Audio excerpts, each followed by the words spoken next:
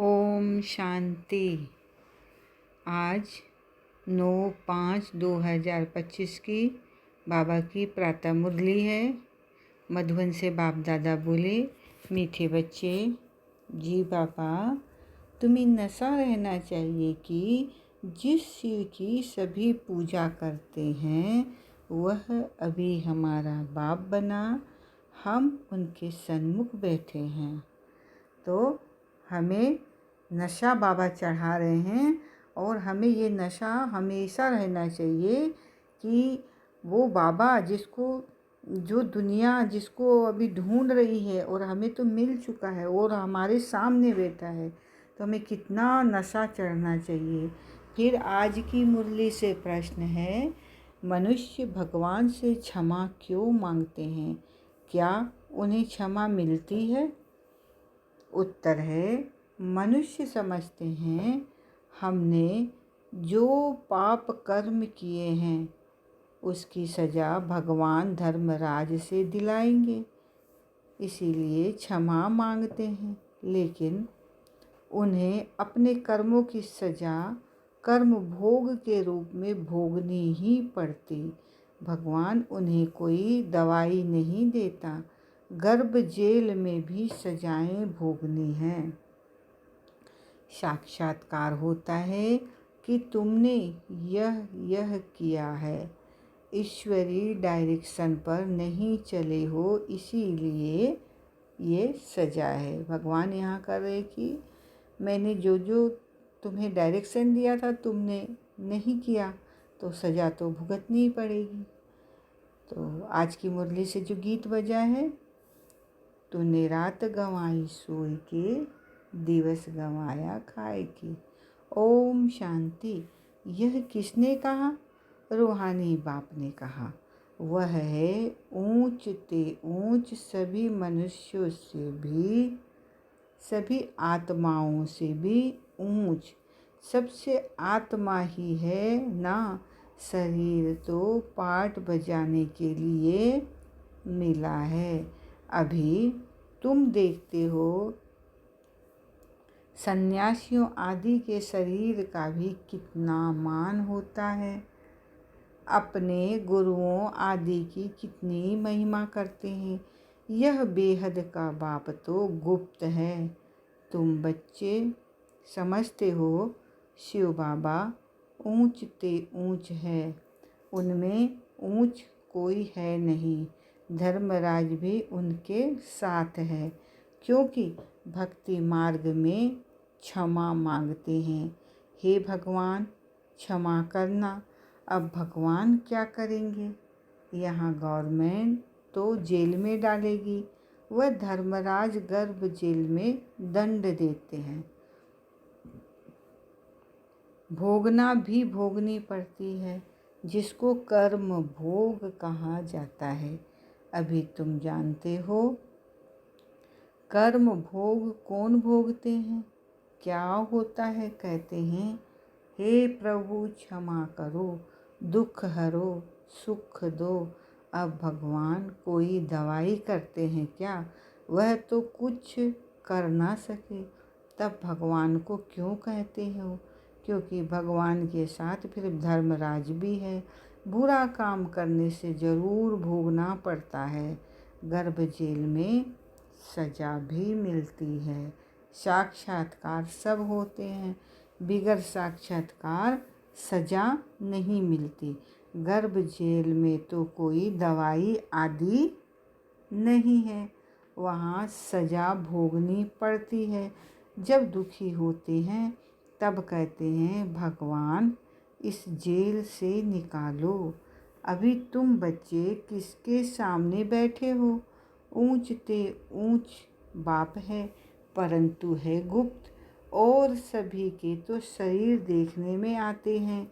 यहाँ शिव बाबा को तो अपना हाथ पांव आदि है नहीं, फूल आदि भी कौन लेंगे? इनके हाथ से ही लेना होगा अगर चाहे तो, परंतु कोई से भी लेते नहीं। जैसे वह शंकराचार्य कहते हैं, हमको कोई छुए नहीं। तो बाप कहते हैं हम पतितों का कुछ भी कैसे लेंगे, हमको फूल आदि की दरकार नहीं।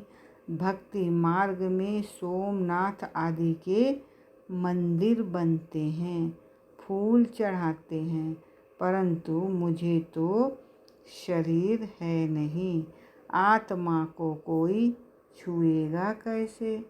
कहते हैं हम पतितों से फूल कैसे लेवें, कोई हाथ भी नहीं लगा सकते, पतितों को छूने भी ना दे।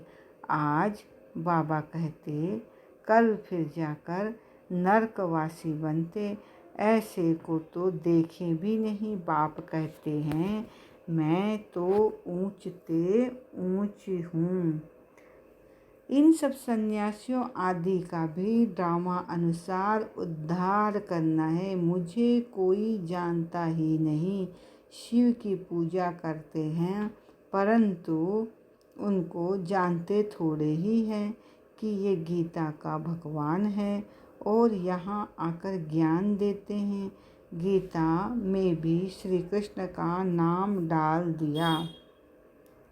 श्री कृष्ण ने ज्ञान दिया, बाकी शिव क्या करते होंगे तो मनुष्य समझते हैं, वह आते ही नहीं। अरे पतित पावन श्री कृष्ण को थोड़े ही कहेंगे, पतित पावन तो मुझे कहते हैं ना। तुम्हारे में भी कोई थोड़े हैं जो इतना रिगार्ड रख सकते हैं। रहते कितना साधारण है, समझाते भी हैं। मैं इन साधुओं आदि सबका बाप हूँ। जो भी शंकराचार्य आदि है, इन सब की आत्माओं का मैं बाप हूँ।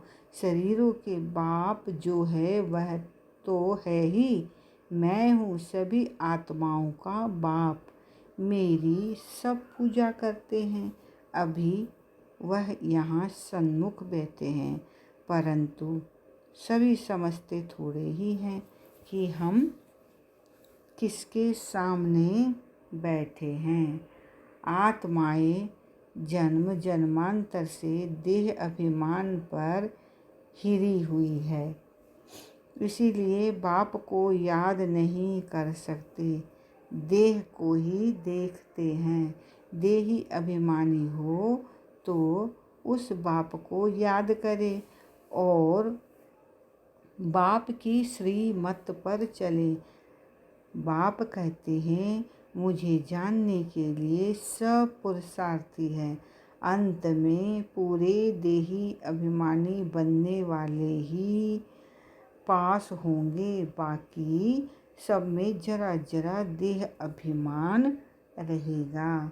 बाप तो है गुप्त, उनको कुछ भी दे नहीं सकते। बच्चियाँ शिव के मंदिर में भी जाकर समझा सकती है। कुमारियों ने ही शिव बाबा का परिचय दिया है, तो कुमार कुमारियाँ दोनों जरूर कुमारों ने भी परिचय दिया है। माताओं को खास उठाते हैं क्योंकि उन्होंने पुरुषों से भी जास्ती सर्विस की है, तो बच्चों को सर्विस का शौक़ होना चाहिए। जैसे उस पढ़ाई का भी शौक़ रहता है ना, वह है जिस्मानी, यह है रूहानी।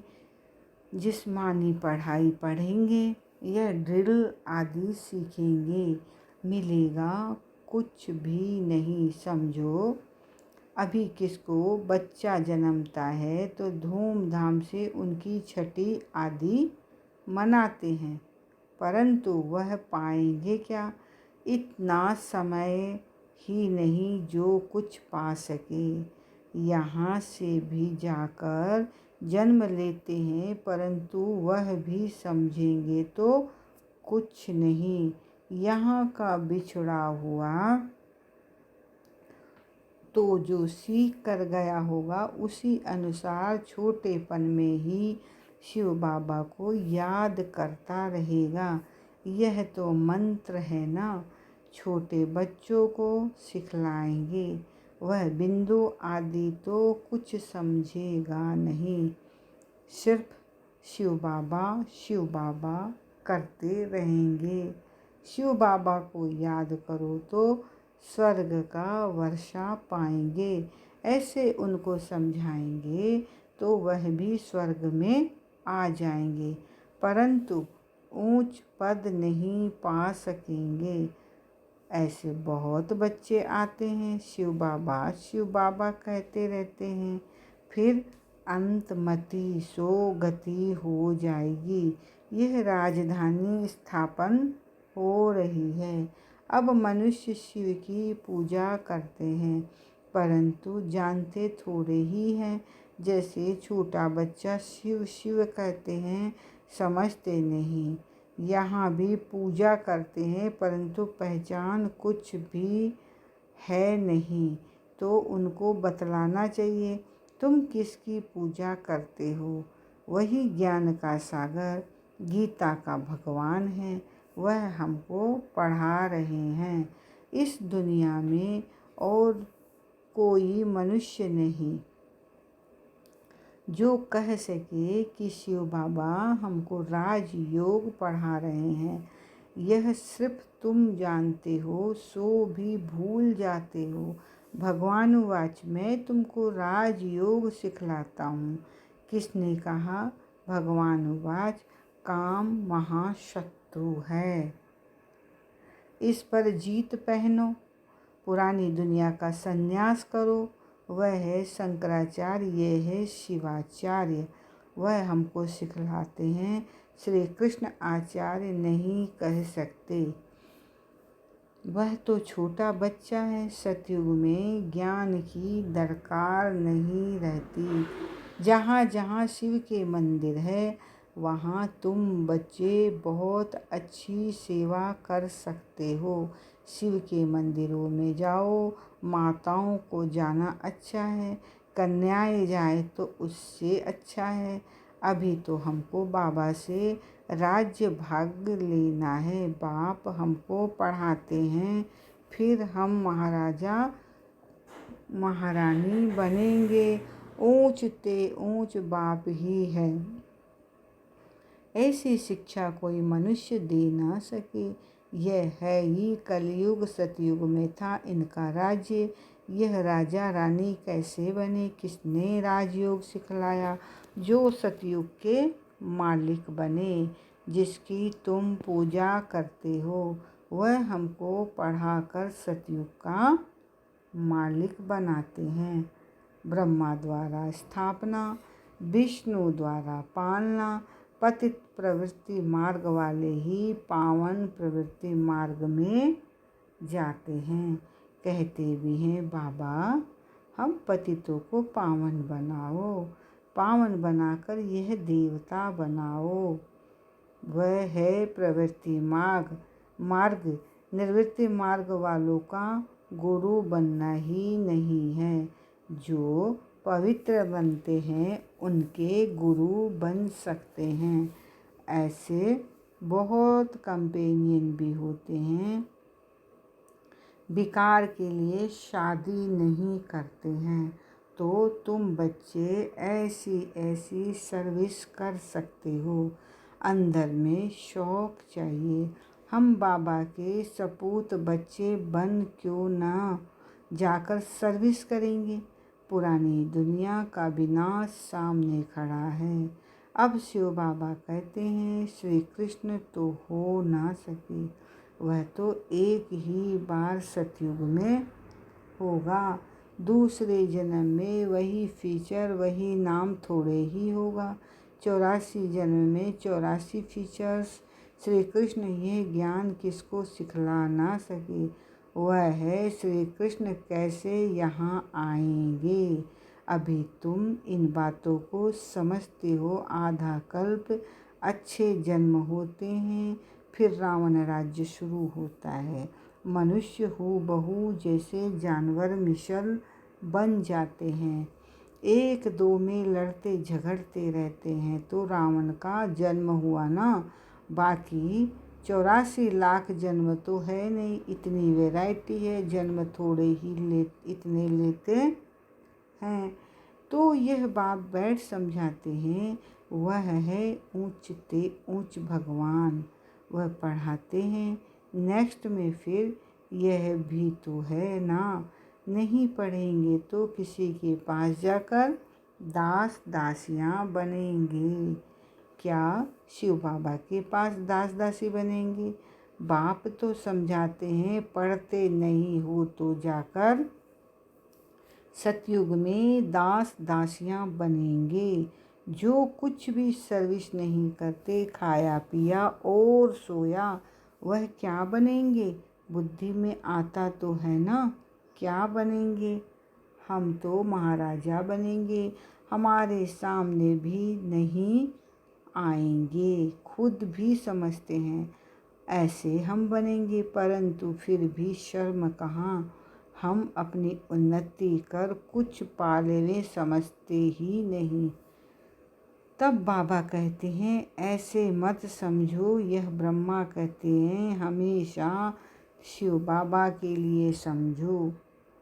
शिव बाबा का तो रिगार्ड रखना है ना, उनके साथ फिर धर्मराज भी है, नहीं तो धर्मराज के डंडे भी बहुत खाएंगे। कुमारियों को तो बहुत होशियार होना चाहिए, ऐसे थोड़े ही यहाँ सुना बाहर गए तो खल्लास। भक्ति मार्ग की कितनी सामग्री है। अब बाप कहते हैं, विष छोड़ो, स्वर्गवासी बनो। ऐसे ऐसे स्लोगन बनाओ, बहादुर शेरनियाँ बनो।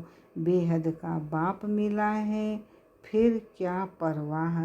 गवर्नमेंट धर्म को ही नहीं मानती है तो वह फिर मनुष्य से देवता बनने कैसे आएंगे। वह कहते हैं, हम कोई भी धर्म को नहीं मानते, सबको हम एक समझते हैं, फिर लड़ते झगड़ते क्यों हैं। झूठ तो झूठ, सच की रत्ती भी नहीं है। पहले पहले ईश्वर सर्वव्यापी से ही झूठ शुरू होती है। हिंदू धर्म तो कोई है नहीं, क्रिश्चियन का अपना धर्म चला आता है, वह अपने को बदलते नहीं। यह एक ही धर्म है, जो अपने धर्म को बदल हिंदू कह देते और फिर नाम कैसे कैसे रखते हैं, श्री श्री फलाने अभी, अर्थात श्रेष्ठ है कहाँ, श्रीमत भी किसी की नहीं। यह तो उन्हों की आयरन एजेड मत है, उनको श्रीमत कैसे कह सकते हैं। अभी तुम कुमारियाँ खड़ी हो जाओ तो कोई को भी समझा सकती हो, परंतु योग युक्त अच्छी होशियार बच्चियाँ चाहिए। अच्छा, बाबा का याद प्यार लेंगे। आज की मुरली में बाबा हमें बहुत मीठा मीठा याद प्यार दे रहे हैं। मीठे मीठे शिकील दे बच्चों प्रति माता पिता बाप दादा का याद प्यार और गुड मॉर्निंग। रूहानी बाप की रूहानी बच्चों को नमस्ते। हम रूहानी बच्चों की रूहानी माता पिता बाप दादा का याद प्यार और गुड मॉर्निंग। नमस्ते बाबा, नमस्ते। आज की मुरली से धारणा के लिए 2 पॉइंट है। पहला पॉइंट है, अपनी उन्नति करने के लिए बाप की सर्विस में तत्पर रहना है। सिर्फ खाना पीना सोना यह पद गंवाना है। सेकंड पॉइंट है, बाप का और पढ़ाई का रिगार्ड रखना है। देही अभिमानी बनने का पूरा पूरा पुरुषार्थ करना है। बाप की शिक्षाओं को धारण कर सपूत बच्चा बनना है। आज की मुरली से वरदान लेंगे बाबा से हम। बाबा का हाथ और साथ अपने मस्तक पर स्पर्श करते हुए अनुभव करेंगे। बाबा हमें वरदानों से भरपूर कर रहे हैं। तो बाबा ने आज वरदान में कहा, सेवा करते उपराम स्थिति में रहने वाले योग युक्त युक्ति युक्त सेवाधारी भव। बाबा ने क्या कहा? सेवा करते उपराम स्थिति में रहने वाले योग युक्त युक्ति युक्त सेवाधारी भव। फिर डिटेल में बाबा ने कहा, जो योग युक्त युक्ति युक्त सेवाधारी है वह सेवा करते भी सदा उपराम रहते हैं। ऐसे नहीं सेवा ज़्यादा है इसलिए अशरीरी नहीं बन सकते, लेकिन याद रहे कि मेरी सेवा नहीं बाप ने दी है तो निर्बंधन रहेंगे। ट्रस्टी हूँ, बंधन मुक्त हूँ, ऐसी प्रैक्टिस करो। अति के समय अंत की स्टेज कर्मातीत अवस्था का अभ्यास करो। जैसे बीच बीच में संकल्पों की ट्रैफिक को कंट्रोल करते हो, ऐसे अति के समय अंत की स्टेज का अनुभव करो। तब अंत के समय पास विद ऑनर बन सकेंगे। आज की मुरली का स्लोगन है, शुभ भावना कारण को निवारण में परिवर्तन कर देती है। शुभ भावना कारण को निवारण में परिवर्तन कर देती है। आज के अव्यक्त इशारे हैं, रूहानी रॉयल्टी और प्योरिटी की पर्सनालिटी धारण करो। पवित्रता ब्राह्मण जीवन के विशेष जन्म की विशेषता है। पवित्र संकल्प ब्राह्मणों की बुद्धि का भोजन है। पवित्र दृष्टि ब्राह्मणों की आँखों की रोशनी है। पवित्र कर्म ब्राह्मण जीवन का विशेष धंधा है। पवित्र संबंध और संपर्क ब्राह्मण जीवन की मर्यादा है। ऐसी महान चीज़ को अपनाने में मेहनत नहीं करो, हट से नहीं अपनाओ। ये पवित्रता तो आपके जीवन का वरदान है। ओम शांति, ओम शांति, ओम शांति। शुक्रिया मेरे मीठे बाबा, शुक्रिया मेरे प्यारे बाबा, शुक्रिया मेरे मीठे बाबा।